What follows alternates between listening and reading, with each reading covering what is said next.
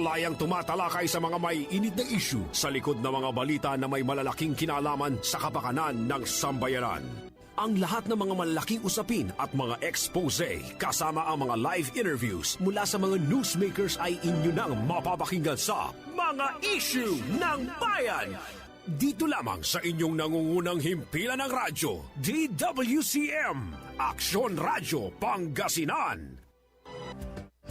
Mangilulugay kami, kabaluyan niyo ulit yung masantos, maabig, magayagan na kabuwasan po the screen namin. Ipaparuntal mga kaibigan ang programa na MIB, Mga Isyu ng Bayan. Ang niyo pong lingkod, kasama niyo po hanggang oras po ng alas 9. Amigo yo, Action Joel Balolong, Technical Control, Action Conrad Alvarez. Mga kaibigan, hindi na po tayo magpapatumpik-tumpik pa po. Gaya po nabanggit namin po kanina, umaga ho, na ngayong oras ay makakapanayan po natin ang isa po mga kaibigan sa dating senador at bumabalik na senador po mga kaibigan, si Senator Jinggoy Estrada, para makapanayan po natin ngayong araw, ngayong umaga po mga kaibigan ng Biyernes. Kaya andito na po sa ating linya. Good morning po Senator Jinggoy, salamat po sa pagpapunlak po sa aming imbitasyon para makakwentuhan kayo. Kamusta na po kayo Senator Jinggoy? Good morning po sir. Okay naman, magandang umaga sa inyo lahat, Joel, at sa lahat po na nakikinig dito sa Aksyon na Dagupan. Actually nga, nandito po ako sa Pangasinan ngayon. Oh, salamat po. Dito pa pala kayo sa Pangasinan. Welcome po sa Pangasinan po, Senator Jinggoy ha. Alam naman po namin no, na bakit po kayo nagbabalik dahil gusto po nyo talaga manungkulan. But anyway, nakakalungkot po ang balita na mataas na naman po ang COVID cases sa bansa. Pero at least mataas, bumababa na po ito sa ngayon. Kaya yan po magandang balita po. Ano po ang inyong masasabi po dito at mayroon po ba kayong mga panukala o programa para makatulong po at nang mapigilan po ito, Senator Jinggoy po sir? Well, grabe talaga itong COVID-19 at epekto nito hindi lang dito sa atin, kundi sa buong mundo. Nakikita naman natin ng mga hakbang na ginagawa ng pamahalaan, lalo-lalo na yung mga malawakang vaccination drive dito mga linggo. Pero sa ating munting paraan, tayo po ay naglunsad ng ating sariling swab caravan, tinatawag na Gingflix swab caravan. Yes po. Layo nito na umikot sa mga lugar, dito muna sa Metro Manila, pakikipagtulungan sa mga lokal na pamahalaan at mga barangay at emergency response team para sa maayos na pagsasagawa nito. Alam mo naman, Joel, naisip natin ito dahil nga tayo nagpositibo sa COVID-19 at ramdam yung kaba pag may simptomas ka at yung kagustuhan mo ng agarang COVID, agarang antigen testing.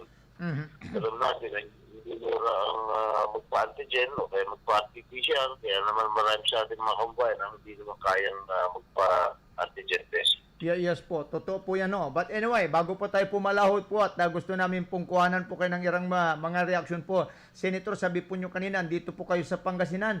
Pwede po bang malaman no? Baka may mga tagahanga po kayo dito, pupuntahan po kayo kung saan po kayo andito ngayon sa Pangasinan at kung anong okasyon po, Senator Jinggoy Estrada po sir. Kahapon po ako dumating dito sa Pangasinan at nagpunta po kami sa bayan ng Bayambang, bayan ng Labrador, bayan ng mga Tarim, bayan ng Burbistondo, bayan ng Aguilar, at pasulukuyan nandito po ako sa bayan ng Bulinaw. Bulinaw po ngayon.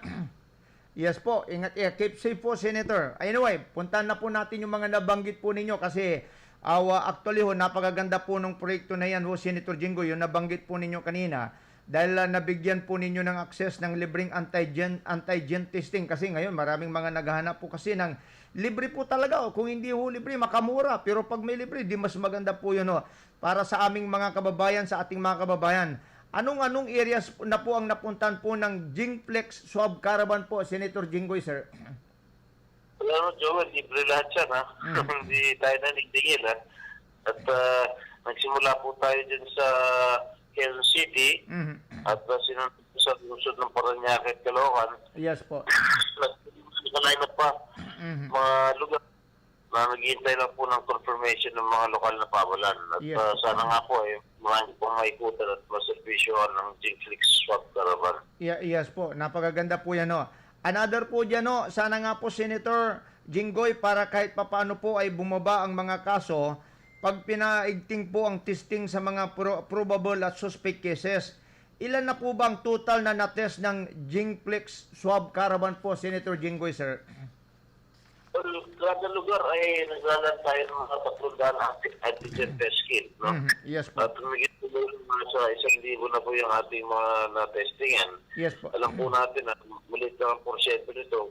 Pero maasa po tayo na sa munting parang ito ay nakapag-atid tayo ng servisyo sa ating mga kababayan at nakapagbigay po ng peace of mind doon sa may mga agam-agam kung sila pa ay positibo o negatibo. Yes po. Habang nagsasagawa po tayo ng antigen test ay may infomercial din po tayo na bilalabas dahil alam natin na tamang informasyon paalala kailangan para tuluyan na nga natin malagpasan ng